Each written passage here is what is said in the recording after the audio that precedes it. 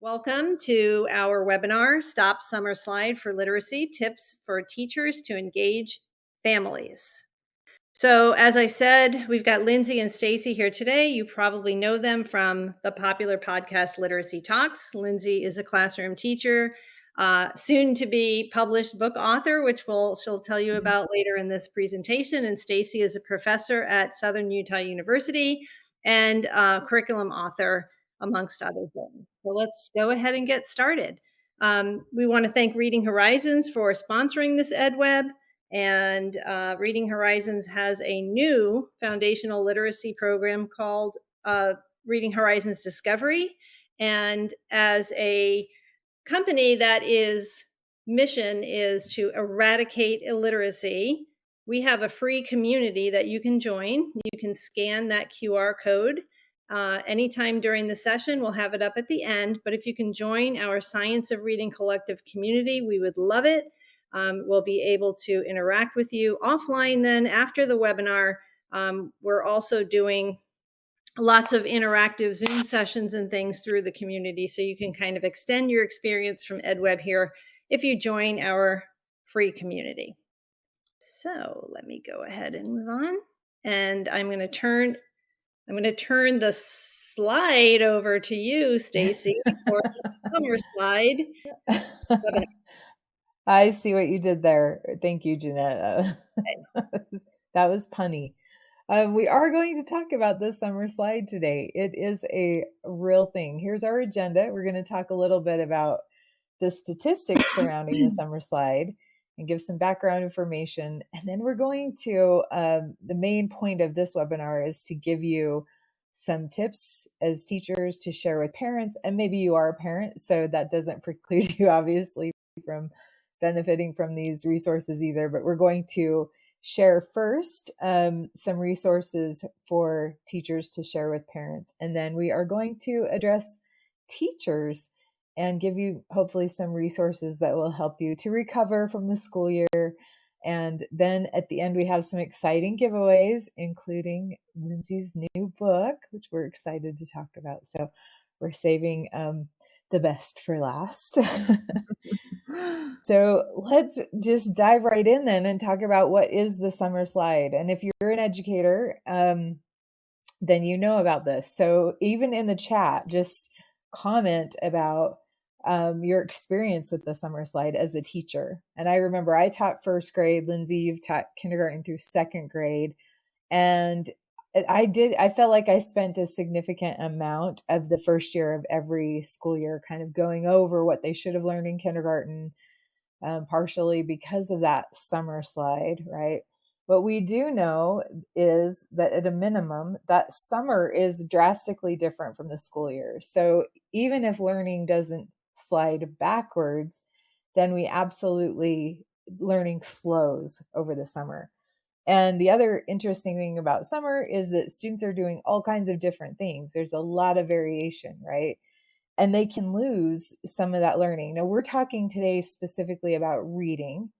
Yeah, and I am just I'm looking at the comments and absolutely understanding what you're saying there. 6 weeks of first grade to kind of get them to the point where they're ready to learn. So statistically speaking, and there have been a few meta-analyses done on the summer slide specifically. Generally speaking, student losses over the summer for reading can vary from 17% to 28% of what they learned during the school year. By some measures, that's anywhere from 2 weeks to 3 months, and it depends greatly on the student. So one thing to take into account too is that we know that students even come to school, they can show deficits as early as kindergarten. So students who are sliding over the summer tend to be the same students summer after summer if they don't get the remediation that they need. So they can lose an average of 30, like I mentioned, 17 to 28% by some measures. Some say as much as 39%, depending on the student. So that's kind of a lot. That is a lot. Yeah. And I think, it made me, as I looked at those statistics and read some of the research, I had a couple of questions. when it comes to literacy specifically, one question I thought, is it possible to lose learning? Is it just dormant, right? And we just need to access it. But I'm thinking about literacy development specifically, and some of the statistics that I read indicated that sometimes the slides can be the most after that kindergarten year and first grade year. But what we know about reading development is those are the years you're learning to read. What we also know about reading development is, especially foundational reading development, once you have the ability in your brain, the cognitive ability to orthographically map print, then it is like it's hard to unlearn, right? So that would make sense that kindergartners and first graders are showing the biggest slides, I think, because maybe that learning isn't cemented yet. And so I've been seeing in the chat that those first few weeks of school, that second question, how does summer impact learning during the school year? Well, it does in two ways, right? At the beginning of the school year, then you have to spend the time either reactivating that knowledge or reteaching some of the things that they lost over the summer. And then also preparing your students for the summer ahead when you're done with them for that school year, to help them maintain those gains. And then the variability with those students is really great.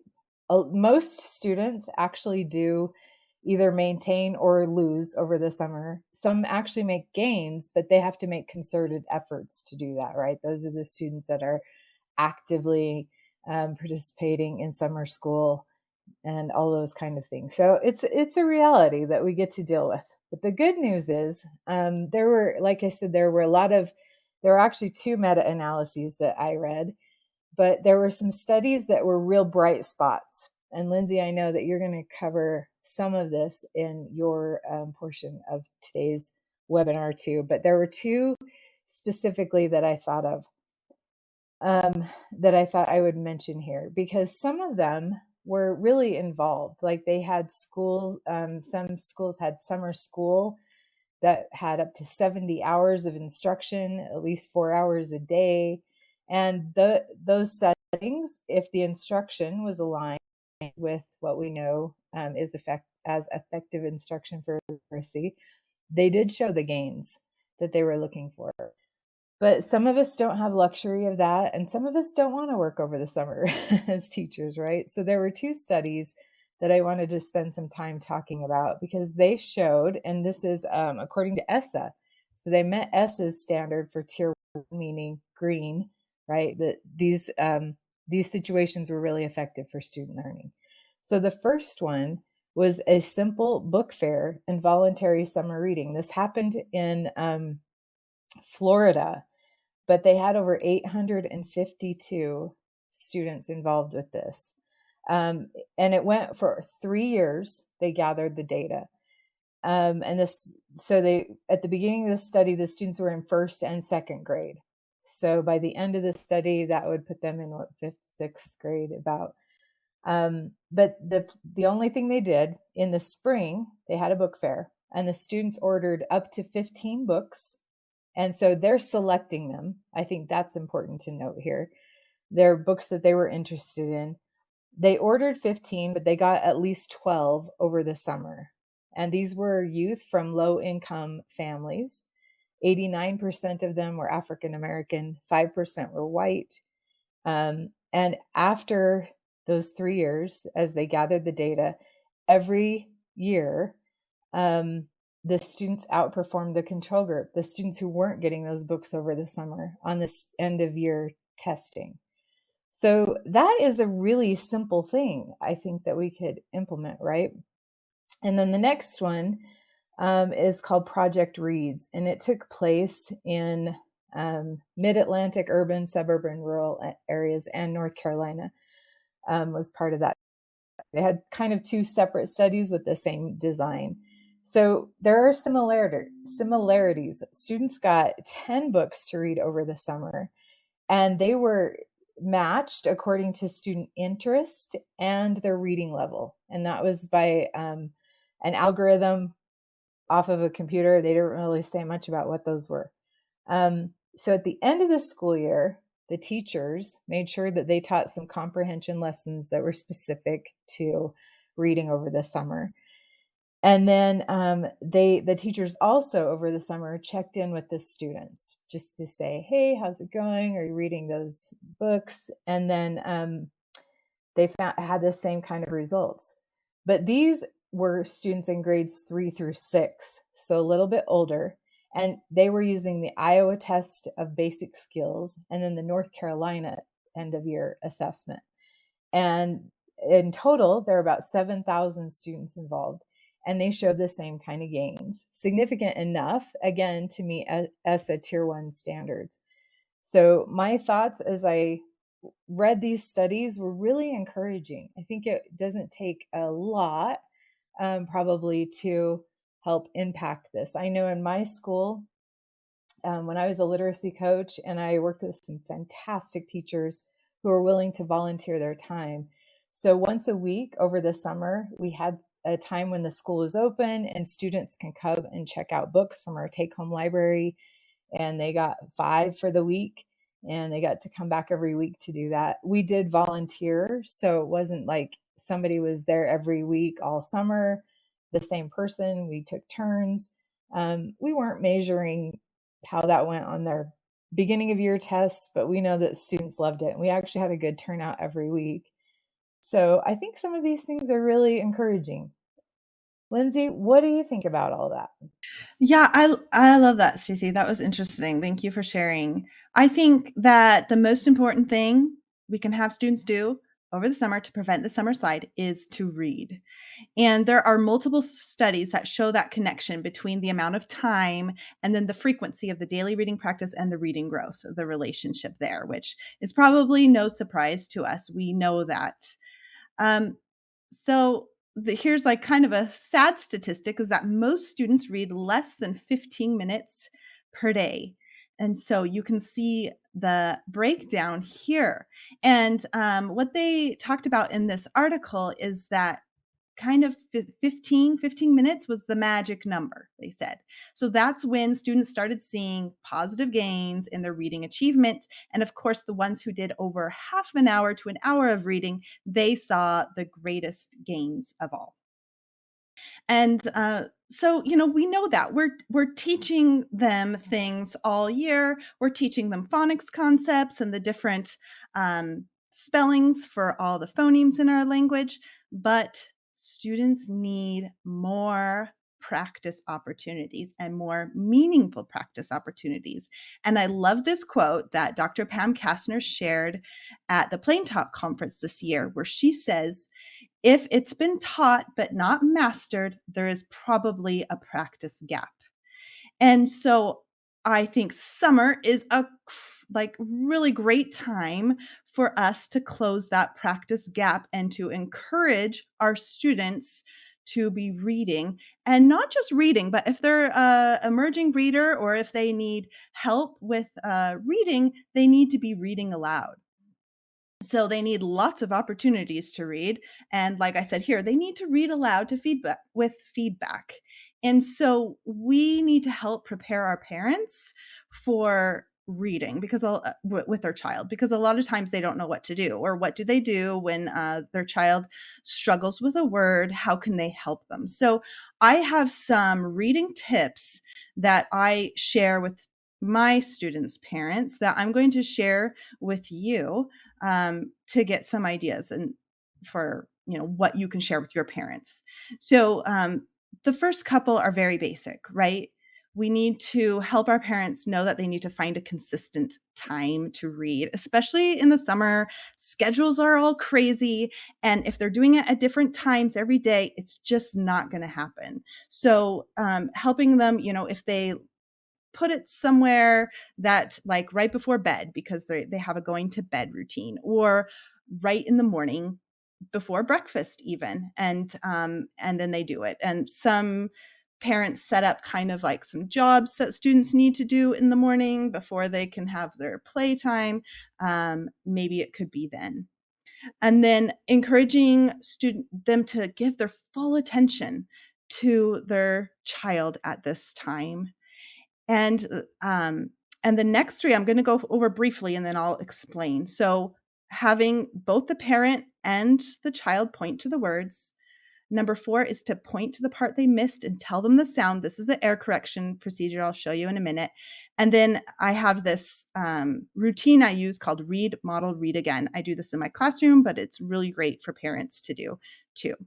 So point to the words. Have the kids track underneath with their finger as the parent, or like here I am with one of my students, I always track over the top, and then they need to keep their finger with mine, and I kind of say, oh, your finger has to match your mouth, right? So they can't go too fast or lag behind, and this is helping them get in the habit of keeping their eyes on the words. And you guys know sometimes those struggling readers, they want to look anywhere except the word to figure it out. They're going to look at the picture. They're going to look up at the teacher or the parent for help. They're going to look up at in the air as they're trying to remember. And I'm like, we need to build this habit of keeping your eyes on the words. I'm going to help you decode that word if you need help, but keep your eyes on the word. So pointing helps to do that. And then what about when they come to a word that they don't know? So here the parent, the child most likely knows that L spells ol and T spells t, but it's the IGH that they, are struggling with. And so the parent can point to the IGH and tell them the sound. These letters spell I, and then have their child reblend the word ol, I, t. So we want them to decode the words. We don't want them to guess the words from the pictures, because right here we want to promote them matching the phonemes and graphemes to help that process in the brain so they can solidify those sound symbol correspondences, right? So this is just something you can tell parents. Tell them the sound they don't know and have them reblend the word. That's helping build that phonemic awareness too. So you can teach them that. And then I love this strategy. I call it read, model, read again. So if I was working with a student, they would read this part of the text right here. And after they read it, I go back and I'm going to model that same part again. So I'm going to say, okay, now put your finger under the words and listen as I read it. And I'm going to model proper pacing and that fluency, that prosody, right? The expression. And he sings to me by rubbing his wings. And then I have the child, okay, your turn. And they go back and they read that same section again. And he sings to me by rubbing his wings. So that's great, because we know there's research that supports repeated reading. There's also research that supports that teacher passage preview, where the teacher or the parent, anyone, can provide a model. But I want the student to first have that opportunity to decode and kind of that productive struggle. Then I'm going to model. Then they get to read it again, and they have another chance to solidify those letter sound combinations, and another chance. Like, it really builds their confidence. And this could Yeah, be for good reason too, Lindsay, yeah, because I'm thinking when we think about reading fluency, that's what it is. We're making sure they're accurate and their rate is appropriate, that they're also attending to expression. So I especially love that you have them read it first. I know yes, sometimes if we read especially simple text to students, then they're going to over rely on the fact that they've heard it before, and they're going to go in their memory for what they just heard rather than what they're seeing on the page. And we're not really building long-term reading ability at that point. yeah. So, and then this can be like in longer, if you have, maybe very beginning readers are going to do like this one sentence. It's one sentence on a page, right? Older or a little more proficient readers, maybe it's a paragraph that you do this with, but it's great.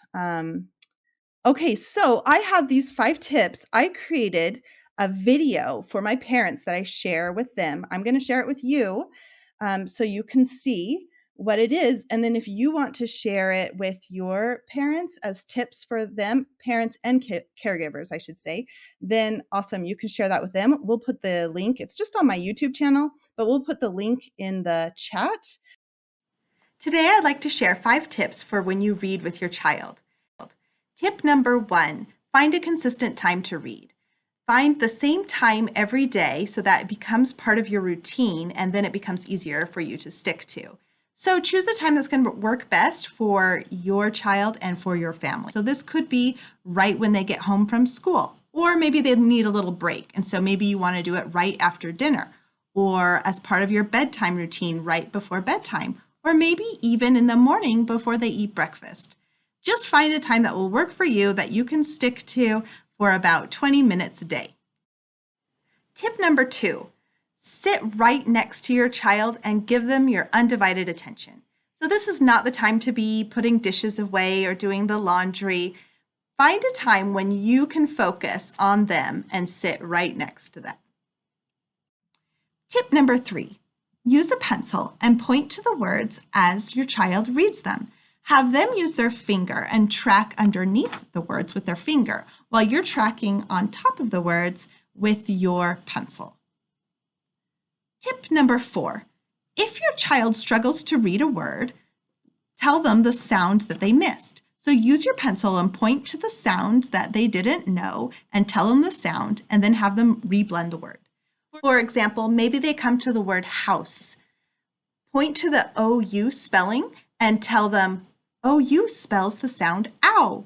And then you can encourage them to go back and reblend the word or sound it out. So you can point to the H with your pencil while they say the OU while they say ow, and the SE while they say S, and then they can blend the word into house. This also works for trickier words where maybe the spelling is a little irregular. For example, if you came to the word said, well, they most likely will know that S spells S and D spells D. So you can just point to that AI and say, hey, this is a tricky word. In this word, the AI is going to spell the E sound, and then help them as they reblend that sound. Let's look at an example of this. Yes, be what? Remember AI? We learned this last week. What's AI spell? First, just tell me AI. Do you remember what AI spells? A. Yes, good. 8. Wait Nice. here. Tip number 5, use the read, model, read again activity with your child. This is a great activity because it gives students multiple opportunities to practice decoding those words and really solidify those sound symbol correspondences, as well as practice their decoding fluency. So first, your child is going to read a short amount of text. This could be 1 or 2 sentences, it could be a paragraph, or it can be a page. After your child has read it, now you're going to read the same section for them and make sure they follow along and track with their finger as you're reading. This is great because you can provide a model for them for appropriate pacing and expression. Then have your child read that same section of the text for their second time. Bee flew to her hive in the tree. Good, my turn. Bee flew to her hive in the tree. Bee flew to her hive in the tree. Nice. Reading together is such a special time for our growing readers. Be patient and make the most of every minute. Make it a special part of your day. Thanks for watching. Okay, so I put, I know that was maybe a little redundant, but it had like the examples in there with the student. And so I put that link in YouTube. So you are welcome to share that with your parents to give them tips as they read with their early reader over the summer or anytime really. Okay, so let's talk about what kind of text, because a lot of parents might come to you and say, what books can we get to practice their reading? So if they're a very beginning reader, then I suggest decodable text because that's going to give them the practice in all those letter sound combinations you've been teaching all year, right? And so I've suggested a couple that are easy for parents to get and not that expensive. So I love Half Pint Kids. Those are darling, fun stories. They even have comprehension questions in the back, which I love. And I believe it's halfpintkids.org. But if you just put that in your Google browser, that will come up. And these are not too expensive. I like the Scholastic Laugh-A-Lot Phonics. That's another one that comes in these easy parent sets that parents can purchase. I will say, so you can see they have 3 sets. They have short vowels, long vowels, and blends and digraphs. I will say that the blends and digraphs set have long vowel spellings in them. So if you are a kindergarten teacher and you have rising first graders and you want to suggest books for those parents, well, you probably haven't taught those vowel spellings. So you probably just want to do the short vowel set. A lot of times we go from, you may have taught blends and digraphs, but in that blends and digraphs are all those vowel teams you haven't taught. So for me, I teach first grade. I have taught like the basic code to all the students. They know their vowel teams, they know their diphthongs, and of course they know their blends and digraphs. So I would be happy to share that green set with mine because they need to solidify and practice all of those, right? As well as the long vowels. So that's just something to know. Also with that Half Pint Kids, that kindergarten first grade is what that's good for. I would say the same with those Laugh-A-Lot Phonics, and older if you have a real struggling reader. And then the Flyleaf Publishing, now these are not cheap, but I shared them because they're free online. So they have digital versions that are free and it kind of turns the page just like a book, but it's all online and it's free. So that's a resource that parents could use as well. And Reading Horizons also has a set of decodables, and we're going to be giving away a set of these at the end. So just stay tuned, and at the end, we're going to announce the winner of this set. Lindsay, I have a question for you about Okay. the Scholastic readers. Where do you get those? Are those on the Scholastic website? I know they're Amazon? on the Scholastic Teacher Store and Scholastic, like their regular website, I guess. I don't know if they're on Amazon. They probably are, but I haven't tried. So it might be a good thing to point out to parents before the end of the school year too, in case they're interested, right? Yeah. Yes. And that's what I'm sharing because all of these are, easily accessed for parents, except like I said, the Flyleaf Publishing to purchase, you can only purchase in bigger sets, except they have the free digital ones that you could share. Okay. And then also now just don't overcorrect and think they only need decodables, right? Or if we have students that don't need decodables and are ready for authentic text, and we just need to remember that, if you're like, oh, the science of reading, they mean that they're all about decodables. Well, no, not only decodables. They're like training wheels. And when students are ready, we move them out into authentic text. So like I just finished teaching first grade. We've taught all the basics of the code, and almost all of my students have transitioned into authentic text. And so I can just tell their parents, oh, go to the library every week and check those out. I have a picture here of diverse children's literature that I am starting to collect. And there's a great resource, mayasbooknook.com is all about improving language and literacy through diverse children's literature. And so they have some great ideas for books there. So just a reminder that, those very beginning readers are going to need those decodables, but once they have, when they're ready, move them into authentic text. Which is really important too, because I think especially for older readers, a big motivator is that they're using interests to guide their book choice too. Yeah. And I love some of the suggestions that are in the chat. And thank you. Cheryl said the Scholastic ones are on Amazon. And she bought, they have the single boxes that are good for the parents. She has some of the bigger ones the school got, but they have those single ones too. So awesome. The other thing is you can get some free passages if you just want passages. So I love readworks.org. That is great website. I use that all the time. They also have these like summer packets. So that's my screenshot here, where it's like 10 nonfiction and fiction articles in a packet, and it comes with some questions and like worksheet type activities for the students. So, of course, if they're entering first grade, I'm going to say those are probably not decodable passages. So, probably better for your older grades. Another website I like is textproject.org. And they have a line called FYI for kids. And it just looks like this, where it's kind of like a magazine, where it's just like this one-page article on a topic for them to read. And both of these sites you can search by grade level. So those are great and they're free. Yeah, which is also summer is a good time to access resources like that because you have more time as a child to get interested in something. And I know ReadWorks, you can search by topic as well. So it could be a good place for parents to guide their children to for more information about what they're interested in.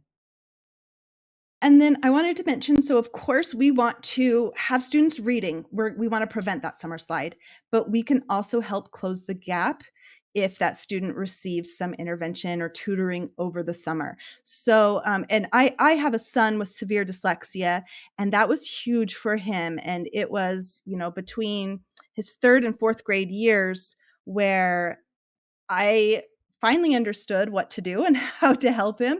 And I tutored him an hour a day, every 5 days a week during the summer.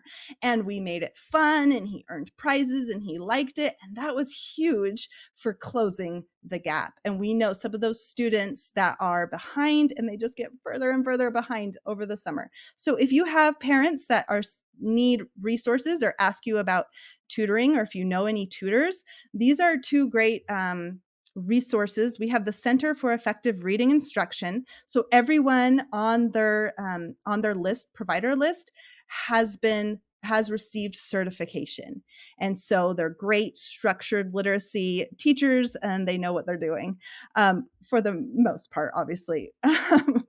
And then every state, I think almost every state, has a Decoding Dyslexia state chapter. And if you go to their website, there's a good chance they have a list of tutors. It does not matter if that student has dyslexia or not, because if you get a tutor who is familiar with dyslexia, let me tell you, they're familiar with reading and teaching reading to students who struggle. They know how to do it. So it doesn't matter if the child has dyslexia or not. They're a wonderful resource. And I love that this slide is titled Close the Gap because in the summer, learning slows down for every student. But if you have students in your class whose parents would benefit from this information, there are other probably partnerships that you can also connect with too. Personally, I have a class in the summer as a college professor of pre-service teachers, and they tutor. So contact your local Department of Education and see if they have something similar as well. They're not going to be as highly qualified, maybe as some of those others, but they are a very affordable resource. And the hope is, of course, that they're being taught ways to teach reading that are effective and aligned with the science. So also libraries, I think, are a good resource sometimes for tutoring as well. And then as a teacher, if you're not totally burnt out from the school year, tutoring is a great side hustle, right? It's a good, I don't want to demean it by saying that, but it is a good way to help your students or other students over the summer and maybe make just at least a little bit of money doing that as well. Yeah, great. And that really, it's a total myth that students with dyslexia can't learn to read or won't learn to read proficiently. In fact, that's what I was told at first, was that my son wouldn't be able to read past a fifth grade level. That's a total myth. In fact, when he was in sixth grade, he read 140 words correct per minute with 100% accuracy when I did a progress monitoring on him. And like benchmark was 120. And like I cried. It was hard. It was a lot of hard work to get him there because we didn't get diagnosed till later in the game. But I mean, summer can be huge for helping close the gap for students who struggle in reading. So obviously, Yeah, and we're Lindsay, passionate about somebody that. just posted New Zealot in the chat too. That is a Oh great yeah, website as that's well. great. Yeah. Yeah, thank you. And those other websites do go up to higher grade levels as well. Do you want to talk about handwriting, Stacey? Yeah, just talking about what the main things that parents could do over the summer for their children, and especially in those early stages, handwriting becomes really important. It helps, sorry, it helps with writing fluency, but it also helps with reading. Has a highly reciprocal effect. So that's something that parents could work with their students. I know I've had a lot of questions from parents who have either preschool students or kindergarten students or rising kindergarten students. And we talk a lot about grip and how they can start developing those good habits early on. Ooh, So yes. that's something easy. We Yeah, let are me say something going, about grip yeah, really quick, can I? yeah. Because Let's, as a parent, okay, so different son now, not my son with dyslexia, but my oldest son, all right, he took violin. And when you take violin, you hold your pencil like this, okay? He actually would ah. hold his pencil that way, but he would flip it this way, and then his thumb would be straight. That was his grip. That's how he would hold his That's pencil. how And he I'm like, wrote? oh my gosh, like violin, like just ruined him, right? Well, the summer after 2nd grade, which I thought was I thought he was too old, we wouldn't be able to change his grip. But that summer, again, the summer, I did this handwriting program, went through all the letters, made him hold it like a normal grip, and we broke the habit, and he now holds his pencil correctly. So I'm just like, I don't know. That's another, if Yeah. you have a parent that could work with a student, it's of course it's better in their kindergarten or 1st grade to get that grip going, but we did But it it's between not 2nd and 3rd. insurmountable. Yeah. I'm probably gonna try that later tonight to see. I don't know how he wrote like that. I don't know, and Probably just obviously you can't, like, write long without your hand no. cramping if you're like that, Yeah. right? That's yeah. Certain fatigue. Speaking of grips too, these grips that you see in this picture, different programs may offer them, or you can just buy them separately. But that could be something to send home with your students over the summer as well. I know you can buy them in bulk, and they're pretty cost effective. So one thing that we're going to send out to everybody who registered for this ed webinar is a really awesome resource that you can send home with your parents if they're helping their students with letter formation. So these are what we call verbal pathways. So, as you're drawing the letters and making sure you're consistently using the same verbiage, and along with what we called embedded mnemonics, so pictures that will help students identify those letters right away. So again, this is a resource that you will get just by signing up for this ed webinar. This will become emailed to you. Lindsay, anything you want to say about this? I'm obsessed with those embedded letters. Those are adorable, and I'm just saying, Reading Horizons, I hope you're gonna put those in, like, a little flashcard set or posters because everyone's gonna want those. Yeah. And Those are adorable. they're highly attractive. I know kids will love them. And there's a lot of research saying that helps them with early letter identification.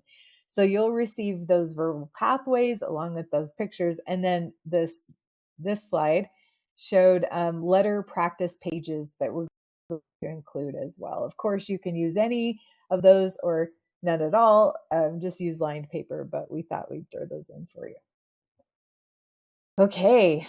Anything else we want to say about that, Lindsay, before we move on to summer slide for teachers? No, I think we need to move on because of time. So, Yes. Okay. Let's talk about summer slide for teachers. yeah, Good time okay. to catch up on professional learning.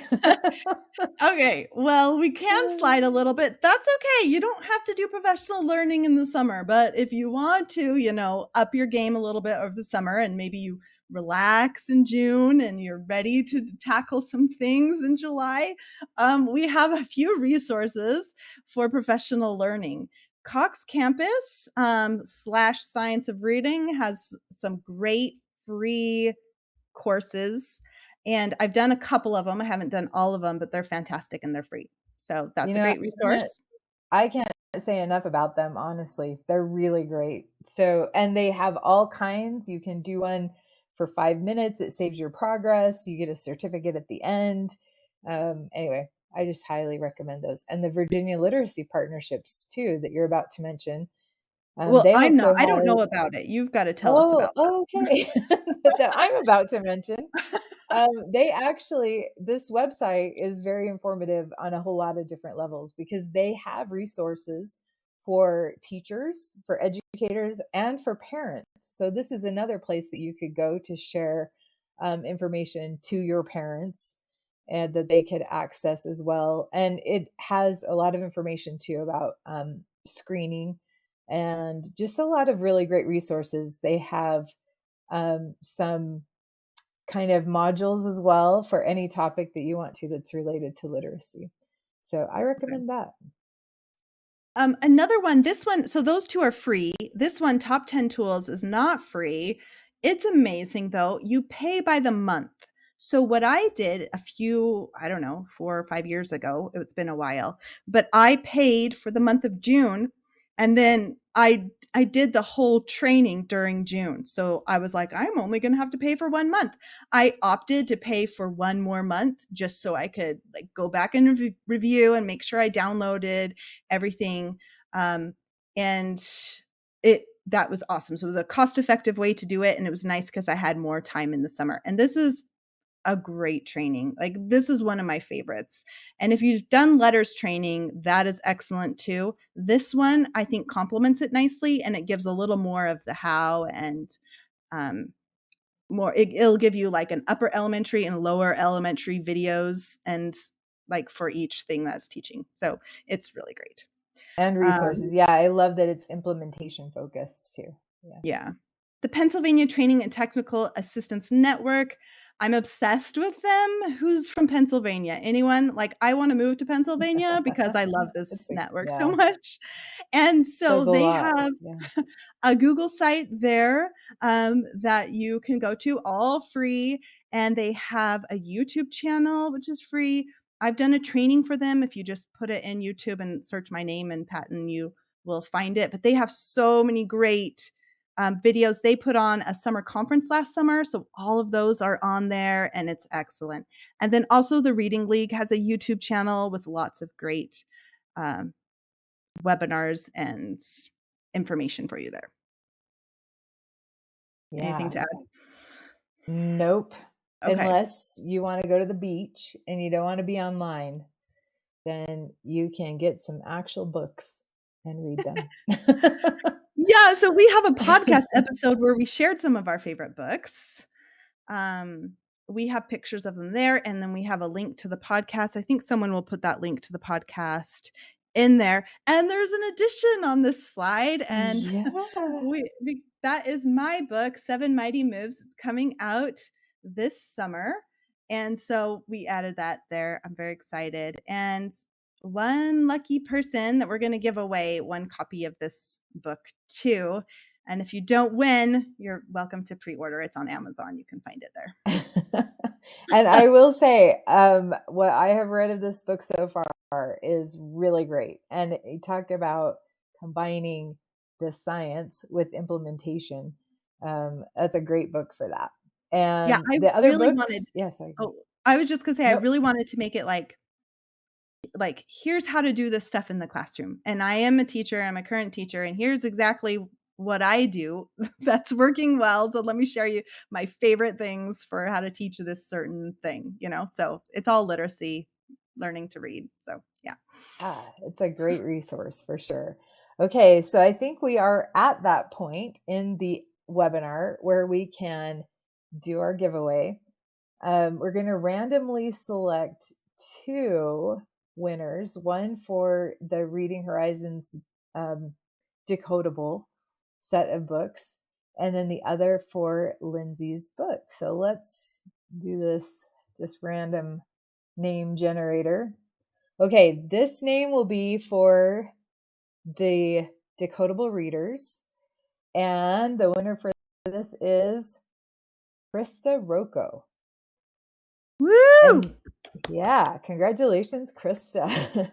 And I am not remembering how we're going to communicate with them. Do you, They said they Lindsay? will email them, and then Oh, okay, we'll get their EdWeb will email. information Okay, so we can mail them out. Yeah. great. And then the winner of your book, Lindsay, and Lindsay, are they just going to receive this in the mail as well? Are you going to autograph it, or is it just we'll Well, I receive think it it will come directly? right from Scholastic, so they're gonna Okay, send it. so no Yeah. autograph at this point. Okay. This one goes to Marja McGuire. Woo! Congratulations. Yeah, way to Congrats. go. And then I will say that, Lindsay, this is a record for us. Do you know how many ed webinars we've done together? No. Randomly, 5 maybe. Yeah. We actually have time for questions, I know. Yay. which is so great. We had a perky pace, like Anita Yes, Archer would say. and that was our goal. So, Very yeah, Jeanette, there you are, and Jeanette appears. Yes, yes, I heard the word question. All right, so let me go ahead and pull a few of these out, and as always, when we send our follow-up email, probably next week sometime, we will answer all of your questions that you have submitted in written format as well. So, really, the first question we got that I think is interesting is, do you think parents should read to children from birth to grade school? Absolutely. In fact, yes. When Lindsay was talking about those suggestions to make it a time that you're focusing right on your child and not doing dishes or cooking dinner or anything else, we know that if you start that early, young, when they're tiny, even in utero, then it helps them develop already a happy, cozy, fun feeling around reading. And it really does create some great memories. I will tell you, I give my students an assignment at the beginning of the school year to tell me their five books that have made an impact on their life one way or the other. And I would be remiss to think of one that did not mention a book from childhood, and it's tied to a memory about a caregiver or somebody really important in their life. So I think it's never too early. And when you're talking about the language development that we need for literacy, that's the time to do it. Yeah, It's a and great question. I would just add, yes. I mean, it's so important for their oral language development and their vocabulary, and you can read them more advanced books before they can read themselves, and that is huge. And it's so different. The way we speak is so different than written language, right? So that's so important for them from the time they're very, very young that they are read to. And in fact, I tell my parents because, of course, I'm teaching them what to do and how to have their child read to them. But I also encourage them, the parent, to read to the child still. And of course, in the classroom too, read aloud is a huge part uh, of our Yeah. day and should be. And to have those shared book experiences. I'm sure I'm not the only one, but we've been on family road trips and we think of those road trips now based on the book we were listening to when we were traveling. So we have a Summer of the Monkeys road trip, and we have, so it's never too late. And we're talking about kids at this point that were 12 and some of them even teenagers. So when you have them captive in a car, do it. Good question. Awesome. All right. Our next question. It seems like we have talked a lot about younger children and K2, K3 students. If I can slide back to slide 24, we are wondering if you can use these with fifth graders. Yes. Yes, absolutely. I think it goes up to 8th grade level. ReadWorks. I'm not sure on the textproject.org, but yeah, they go up to older Do you know, grades. I think the text project does because it is associated with the Common Core standards. So I think it does go through high school. Yeah.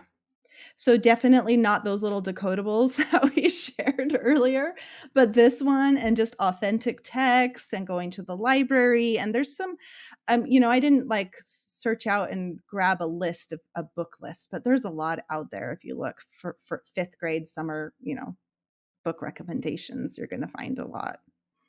Yeah, and I think at that point too, I know we have some librarians on here, just helping parents get their older students in the habit of going to the library and really seeing what is available there. And in the studies that I shared at the beginning of this too, in both studies, one thing that was the same was that the books are being chosen in part based on interest, even for those third to sixth graders. So I think that would be a really key thing to do. And as a teacher, if you have an older striving reader, um, learning their interests and then trying to connect them with text that is about that topic closer to where they could manageably read it would be a good thing to do for them. And the older readers, I mean, if they're proficient readers, then, they don't need to be reading Mhm. aloud to a parent. But if they do struggle in fluency, then you might suggest that for part of the time they read aloud to parents, because if there's a fluency problem, it's not going to get better by reading silently. Their disfluency becomes inaudible, right? And so if they have a fluency problem, then it would be great for them to practice aloud. Otherwise, maybe the parent can just encourage them to read and ask them about what they're reading. Yeah, some things we've done too as a school, we had our older readers who had issues with fluency. We asked them to record books for kindergartners, and that way they could re-record as many times as they wanted to. They could practice it a lot. They didn't feel like they were on the spot, and that they were contributing to the life of the kindergartners. That was fun. All Yeah. right. Let's keep this momentum going. I have another question, and I don't know if you answered it live when you were talking about all of the training, but some people are not in the United States and wondering where you can get online training for literacy. This particular one is from Trinidad and Tobago. So all of those resources we shared were online, so you can definitely access those. Okay, I Yeah. wasn't sure, so I just wanted to make sure. Yeah. And again, you get the slides afterwards. You can revisit those resources anytime you want. Stacy, this one is kind of timely because we had the same question on a blog post recently. So I don't know if you have the answer at the tip of your tongue, but the question is, do you have suggestions for BD reversals when reading and writing? Yes. And maybe even in the follow-up email, we can link to that blog post, Jeanette, because it goes into way more detail than I'm going to right now. But the really key thing is to tie the pronunciation to the letter formation. So even utilizing the resources that we're sharing with those, simply put, when I'm tutoring students who are working on this or working with first graders, as the case was this last year, focusing on when you make the sound that B spells, b, your lips are together as if in a line. And when you draw lowercase b, you draw the line first. And so we're really associating that sound with the symbol and then really emphasizing that every time you write that, you're going to start with the line. In opposition of that is the letter D. When you say the sound that D spells, d, your lips are apart and you start with the circle part when you're drawing the letter D. So the key really is making that tight connection between the pronunciation and the letter formation, the way you form the letters that spell those sounds. And of course, there are in the blog post Jeanette just put in the chat, there are actually other manipulative ways that you can really drive that point home for students too. And I would also add, I'm just adding in a video. It's Linda Farrell, who's amazing. She has a little YouTube video about BD reversals. So I do what Stacy's saying, where I'm like, look, I make a line with my mouth. So we're going to make the line first.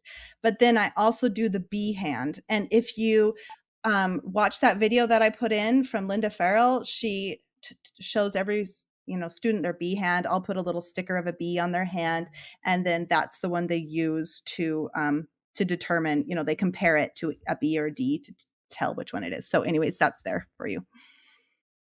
Let's go ahead.